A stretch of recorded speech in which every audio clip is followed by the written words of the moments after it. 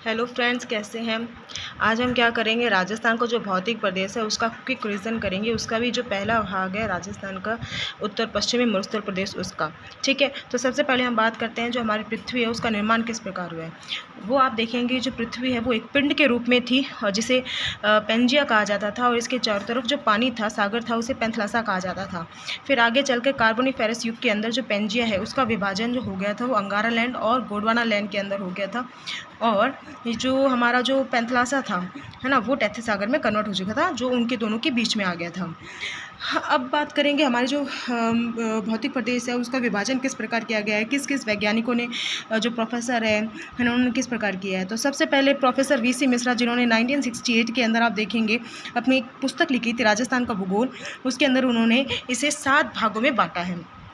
फिर बात करते हैं जो इसका दूसरा जो विभाजन है 1968 में ही आप देखेंगे एस के सेन ने 3 भाग में और रामलोचन सिंह ने 1971 में 2 बृहद भाग, 4 उपभाग और 12 लघु भाग में विभाजित किया है।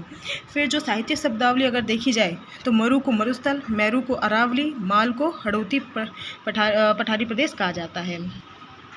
और जो प्रमुख जो इसका जो विभाजन है जो हम आज तक पढ़ते आ रहे हैं वो है डॉक्टर हरिमोहन सक्सेना का, जो उन्होंने 1994 के अंदर एक किताब लिखी थी राजस्थान का प्रादेशिक भूगोल। इसके अंदर उन्होंने हमारे जो भूगोल है, जो धरातल है, उसको धरातल है, जलवायु है, नदी बैसिन के आधार पर 4 भाग में विभाजित किया है। कौन कौन से? उत्तर पश्चिमी मरुस्थलीय प्रदेश, मध्य अरावली प्रदेश, पूर्वी मैदान, दक्षिण पूर्वी पठार। अब हम बात करते हैं जो आज हमारा जो टॉपिक रहेगा वो रहेगा उत्तर पश्चिमी मरुस्थलीय प्रदेश रहेगा। ठीक है, तो इसके अंदर अगर हम कुछ मेन पॉइंट्स है वही पढ़ेंगे। सबसे पहला पॉइंट आता है कि एक तो टर्सरी कालीन हो जाएगा, साइनोजिक कॉइल, तृतीय महाकल्प, इस समय तो क्या थी, ये हमें समुद्र के नीचे थी, लेकिन चतुर्थ महाकल्प प्लेस्टोसिन काल के अंदर ये समुद्र के ऊपर आ चुका है और ये एक तरह से टैथी सागर के अवशेष के रूप में देखा जाता है। ठीक है, अब जो इसके टैथी सागर के अवशेष है इसके क्या क्या मिले हैं, तो खारे पानी की झीलें पाई जाती है हमारे राजस्थान में सर्वाधिक, इस जो पश्चिमी मरुस्थल इस तरफ है ना, टर्सरी कालीन अवसादी चट्टानें देखने को मिलेगी और कुलदरा गांव के अंदर मछली के जो अवशेष है आपको देखने को मिले हैं। फिर बात करें हम कि यहाँ पे जो मरुस्थलीय प्रदेश है ये ग्रेट पैलियो आर्कटिक जो अफ्रीका है उसका पूर्वी भाग है। ठीक है, और इसके अलावा अफ्रीका के अंदर इसे इर्ग कहा जाता है, जो थार का मरुस्थल जो है, थार के मरुस्थल को पाकिस्तान में चौलिस्तान कहा जाता है, तुर्कमेनिस्तान निकोडम, लीबिया और मिस्र में सिटिर कहा जाता है और राजस्थान में थली के नाम से जाना जाता है। अगर हम देखें तो ये विश्व का सबसे युवा मरुस्थल है, सर्वाधिक जनसंख्या वाला, जनसंख्या घनत्व वाला, जैव विविधता सर्वाधिक पाई जाती है, क्षेत्रफल में 17वां हो जाएगा। और अगर हम बात करें किसकी कि सबसे धनी मरुस्थल आपको देखने को मिलेगा, विश्व का शक्ति ग्रह माना जाता है, क्योंकि यहाँ पे आपको परंपरागत और गैर परंपरागत जो ऊर्जा के स्रोत है वो यहाँ देखने को मिलते हैं। इसके अलावा शुष्क और अर्धशुष्क प्रकार की जलवायु है, गर्म हवाओं को लू कहा जाता है और निम्न वायु दाब का केंद्र है। ठीक है, इसका जो प्रवेश द्वार है वो जोधपुर है, केंद्र भी जोधपुर रहेगा और शेखावटी को सिंह द्वार कहा जाता है। फिर बात करते हैं जो थार है, इसको थार जो है हमारे देश के अंदर 2 देशों में फैला हुआ है, एक तो भारत और पाकिस्तान। तो हम बात करते हैं भारत की, तो भारत के अंदर लगभग 62% थार फैला हुआ है, जिसमें से 50 अब देखेंगे कि लगभग 58% राजस्थान के अंदर है। और इसरो की अगर रिपोर्ट देखें तो 67% है जो उत्तर पश्चिमी मरुस्थल प्रदेश है। ठीक है, और भारत का जो अगर बात करें, भारत में जो थार का मरुस्थल है वो राजस्थान का लगभग हम देखेंगे 93.54% रहेगा राजस्थान के अंदर, सॉरी भारत के। ठीक है, अब हम बात करते हैं कि उत्तर पश्चिम मरुस्थल की और जो विशेष बातें हैं कि ये हमारे भारत के विशाल मैदान का भाग है, तीसरा प्राचीनतम रहेगा, प्लेस्टोसिन काल का है ये, इसकी जो ढाल है वो पूर्व से पश्चिम, उत्तर से दक्षिण रहेगी, और इसका जो क्षेत्रफल रहेगा वो कितना रहेगा 61.11%, जनसंख्या 40% रहेगी, और क्षेत्रफल को अगर वर्ग किलोमीटर में देखें तो 175,000 वर्ग किलोमीटर रहेगी। अब बात करते हैं हम किसकी कि ये जो मरुस्थल है ना, इसमें 2 प्रकार की जलवायु आपको देखने को मिलेगी, शुष्क और अर्धशुष्क। ठीक है, जहाँ की जो वर्षा है वो कितनी रहेगी 20 से 50 सेंटीमीटर, रेतीली और बलुई मिट्टी पाई जाती है, फसल ग्वार, बाजरा, मोठ, वनस्पति यहाँ की मरुद्भिद रहेगी, और कैक्टस गार्डन जो है कुलदरा गांव जैसलमेर में आपको यहाँ पे देखने को मिलेगा। यहाँ की जो प्रमुख नदी है वो घग्गर और लूनी नदी रहेगी। सबसे लंबी नदी लूनी है। लंबी नहर इंदिरा गांधी हो जाएगी, यहाँ पे पाई जाती है। सबसे बड़ा बांध जवाई बांध यहाँ पाया जाता है, जिसे मारवाड़ का अमृत सरोवर कहा जाता है। यहाँ का जो अभ्यारण्य है, मरु जो उद्यान है, ताल छापर है, ये यहाँ पे देखने को मिलता है। सबसे बड़ा क्षेत्रफल में सबसे बड़ा अभ्यारण्य है ना। इसके जो राजमार्ग जो यहाँ से गुजरता है वो 1562 हो जाएगा। क्षेत्रफल में सबसे बड़ा जिला जैसलमेर है। सबसे जनसंख्या घनत्व में सबसे कम जैसलमेर हो जाएगा। और भूकंप वाले जो संभावित जिले हैं वो गंगानगर हनुमानगढ़ रहेगा। इसके अलावा सर्वाधिक दैनिक तापांतर वाला जिला भी यही है। हमारे यही जो क्षेत्र है वो प्रदेश जो है ना, ये हमारे सर्वाधिक दैनिक तापांतर वाला रहेगा। अरावली वृष्टि छाया प्रदेश यहाँ रहती है, इस वजह से वर्षा कम होती है। धातु खनिजों बहुत कम पाई जाती है। अधातु खनिज आपको ज़्यादा देखने को मिलेगी। क्योंकि यहाँ पे असाधित चट्टानें पाई जाती है, तो कोयला पेट्रोलियम गैस की प्रधानता यहाँ रहेगी। यहाँ की वर्षा की बात करें तो वर्षा रेखाओं की, तो 25 सेमी जो वर्षा रेखा है वो क्या करती है, इस मरुस्थलीय प्रदेश को 2 भाग में विभाजित करती है। 10 सेमी जो वर्षा रेखा है वो इस पश्चिमी मरुस्थल की इस जो है इसकी उत्तर पश्चिमी मरुस्थल की पश्चिमी सीमा तथा 40 सेमी वर्षा रेखा इसकी पूर्वी सीमा निर्धारित करती है। और 50 सेमी जो वर्षा रेखा है वो पूरे राजस्थान को 2 बराबर भाग में बांटती है। फिर बात करते हैं शुष्क मरुस्थल प्रदेश। ठीक है, तो अब जो हमारे राजस्थान है इसको 2 भाग में, जो उत्तर पश्चिमी मरुस्थल है इसको 2 भाग में बांटा गया है। एक तो शुष्क मरुस्थलीय प्रदेश, दूसरा अर्धशुष्क मरुस्थलीय प्रदेश। शुष्क मरुस्थलीय प्रदेश के अंदर बीकानेर, जैसलमेर, बाड़मेर, जोधपुर और चूरू आता है। और जो अर्धशुष्क प्रदेश है उसके अंदर ये गंगानगर, हनुमानगढ़, चूरू, झुंझुनू, सीकर, नागौर, जोधपुर, पाली, जालौर, ये वाले कुछ एरिया इसके अंदर आपको देखने को मिलेंगे। तो सबसे पहले बात करते हैं शुष्क मरुस्थलीय प्रदेश की। तो इस शुष्क मरुस्थलीय प्रदेश के अंदर आप देखेंगे तो सबसे पहला भाग आता है, इस शुष्क मरुस्थलीय प्रदेश को 2 भाग में बांटा गया है। एक तो बालू का स्तूप युक्त और एक बालू का स्तूप मुक्त। तो इसका मतलब बालू का स्तूप युक्त का मतलब है जहाँ पे बालू का स्तूप पाए जाते हैं, कितना 58.5% रहेगा। और बालू का स्तूप मुक्त वाला मतलब 41.5%, जहाँ पे बालू का स्तूप नहीं है तो उस क्षेत्र को हमादा कहा जाता है। हमादा कहाँ है, पोखरण, बालोतरा और फलोदी के अंदर। तो ये तो बालू का स्तूप मुक्त वाला, इतना से ही आपको पढ़ना है। अब बात करते हैं बालू का स्तूप युक्त वाला। ठीक है, तो इसके अंदर भी आप देखेंगे जैसलमेर का जो रामगढ़ है, जोधपुर है, बाड़मेर है, यहाँ पर आपको बालू का स्तूप सर्वाधिक देखने को मिलेंगे। ठीक है, लगभग आपको अभी बताया था 58.5% एरिया के अंदर। तो सबसे पहले बालू का स्तूप कौन सा आता है, वो आता है बरखान, जिसे अर्धचंद्राकार कहा जाता है। ये शेखावटी क्षेत्र में जैसलमेर में पाया जाता है। ठीक है, मरुस्थलीय का सर्वाधिक उत्तरदायी यही है क्योंकि स्थानांतरित टीला है, ये नुकसानदायी बालू का स्तूप है।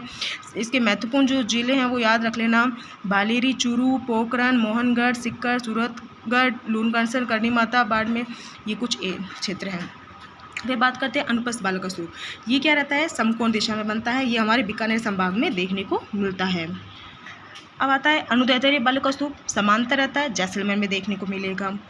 नेक्स्ट है आपके सीफ, जिसे हम कहेंगे कि जीव की आकृति का होता है। ठीक है, अनुदैर्ध्य का ही बालू का स्तूप का प्रकार है। रेखीय बालू का स्तूप, रेखीय बालू का स्तूप की बात करें तो सबसे ऊंचा बालू का स्तूप रहता है, जैसलमेर और बाड़मेर में देखने को मिलेगा। जोधपुर में भी इसका विस्तार देखा जा सकता है। फिर जो पैराबोलिक बालू का स्तूप है ये महिलाओं के हेयरपिन के समान रहता है। और मरुस्थल के अंदर जो अधिकांश यही आपको बालू का स्तूप देखने को मिलेगा संपूर्ण मरुस्थल के अंदर। ठीक है, फिर आता है तारा बालू का स्तूप, जो कि आपको हमादा क्षेत्र में देखने को मिलेगा, जो कि अनियमित जो हवाएं चलती है, पवनें चलती है, उसकी वजह से है, जैसलमेर के मोहनगढ़, पोखरण और सूरतगढ़ के अंदर। फिर आता है नेटवर्क बालू का स्तूप, जो कि ये हरियाणा से हनुमानगढ़ है। अवरोधी बालू का स्तूप बालू के जमाव की वजह से बनता है। ये पुष्कर, नाग पहाड़, बिचून पहाड़ यहाँ पे देखने को मिलेगा। सब्र काफिज के अंदर क्या होता है, छोटी छोटी झाड़ियों की वजह से जो आसपास जो मिट्टी जमा हो जाती है उसे कहते हैं सब्र काफिज। फिर आता है इंसैलबर्ग। इंसैलबर्ग के अंदर क्या होती है, जो ढाल के अंदर खड़ी जो चट्टान पाई जाती है ना, उसे इंसैलबर्ग कहते हैं जर्मन भाषा में। तो एक तरह से कहेंगे कि द्वीप पर्वतीय है ये। और इसका जो अच्छा एग्जाम्पल है वो सांभर और नक्की झील हो जाएगा। रेगिस्तान का मार्च किसे कहते हैं, जिसमें रेगिस्तान जो धोरे होते हैं वो आगे की तरफ खिसकते हैं। मार्च नाचना गांव जो जैसलमेर के अंदर सबसे ज़्यादा देखने को मिलेगा, और इसका महीना भी देखेंगे तो मार्च से जुलाई तक रहेगा। ठीक है, जोधपुर में सभी प्रकार के बालू का स्तूप देखने को मिलते हैं, जैसलमेर में सर्वाधिक देखने को मिलेंगे। और फिर बाब बोल्डर की बात करें तो ये पूरा जो महाकल्प के पर्मियन कार्बोनिफेरस काल की हिमानीकृत गोलाश में, जिसमें अवशेष मिले हैं कि यहाँ से बर्फ़ पहले पाई जाती थी। समगाम की बात करें तो ये पूर्ण तरह वनस्पति रहित रहेगी। आकल गांव की बात करें तो ये फौजिर पार्क है, जो कि जैसलमेर के अंदर आपको देखने को मिलता है। चंदन नलकूप भी जैसलमेर में देखने को मिलेगा, जिसे थार का घड़ा कहा जाता है। मीठे जल कूप की होती है। बटाड़ू को कुआ बाड़मेर के अंदर, जो कि बालोतरा बोलेंगे, बालोतरा में देखने को मिलता है। और रेगिस्तान का जल महल कहा जाता है। पीवना जैसलमेर में पाए जाने वाला एक तरह का सांप है। मावट की बात करें तो मावट जो वर्षा होती है वो गेहूं के लिए बहुत ही उपयोगी होती है, रबी फसल के लिए उपयोगी होती है, जो सर्दियों में होने वाली वर्षा होती है। और इसका कारण क्या रहेगा, भूमध्य सागरीय मानसून है, पश्चिमी विक्षोभ है, इसकी वजह से होता है।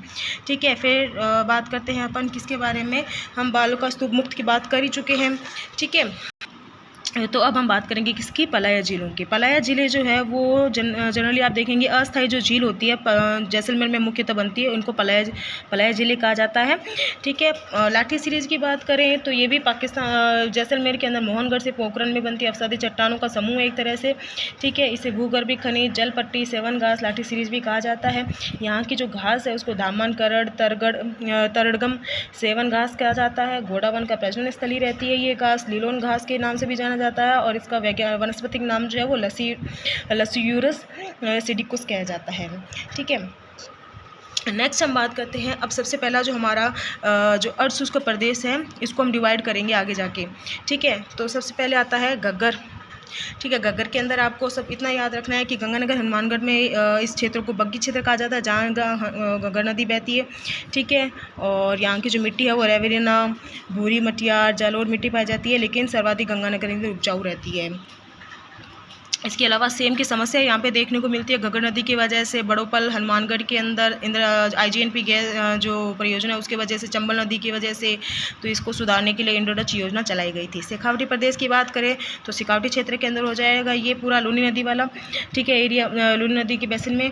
ठीक है, फिर इसकी अगर हम देखें तो प्रमुख बात यह है कि ये आंतरिक जल प्रवाह वाला क्षेत्र हो जाएगा।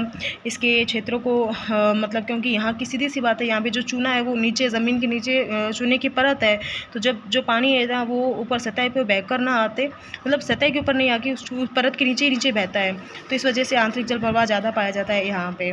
ठीक है, यहाँ पे बरखान तरह के जो बरखान का जो कहेंगे ना बालू का स्तूप वो सर्वाधिक देखने को मिलता है, और इस वजह से इस बांगर प्रदेश भी कहलाता है। फिर बात करते हैं खादर। खादर क्या होती है, जो नदियाँ हर साल जो बहाकर जो नई मिट्टी लेके आती है, उपजाऊ मिट्टी, इसे खादर कहा जाता है। अब बात करते हैं शेखावटी प्रदेश। शेखावटी प्रदेश की बात करें तो कांतली नदी का जो प्रवाह क्षेत्र है उसे तोरावटी कहा जाता है। यहाँ पे तोरावटी की पहाड़ियाँ देखने को मिलेगी। और इसके अलावा फिर बात करते हैं लूनी जवाई बेसिन की। तो जहाँ जहाँ लूनी नदी बहती है इस बेसिन के अंदर लूनी जवाई बेसिन आपको देखने को मिलेगा। ठीक है, यहाँ जलोढ़ मिट्टी पाई जाती है, काम्पिया जलोढ़ मिट्टी देखने को मिलेगी, सर्वाधिक उपजाऊ होती है। इसका जो पूर्वी एरिया है वो काला बुरा डूंगर है, थली जो उत्तरी भाग है वो थली कहा जाता है। ठीक है, नाकोड़ा पर्वत, छप्पन की पहाड़ी, पीपलूद, ये सब नहड़, ये सब यहाँ देखने को मिलता है। सेंदड़ा पाली के अंदर सर्पाकार जो चट्टानें हैं वो भी देखने को मिलती है। फिर आता है नागौरी उच्च भूमि। नागौरी उच्च भूमि कहाँ से है, मेड़ता जायल से लेकर पुष्कर अजमेर तक रहेगी। यहाँ प्रमुख जो समस्याएं हैं वो फ्लोराइड की रहती है, हड्डियों में टेढ़ापन, कुब्बर, दांतों का रोग हो जाता है। कहाँ पे, नागौर के मकराना आसरवा गांव के अंदर। ठीक है, फिर बात करते हैं अवसादी चट्टानें। यहाँ पे आपको ज़्यादातर देखने को मिलेगी, जिस वजह से जिप्सम के भंडार देखने को मिलते हैं, और गोट मांगलोद के अंदर। ठीक है, और कांति चट्टानों की वजह से संगमरमर देखने को मिलता है।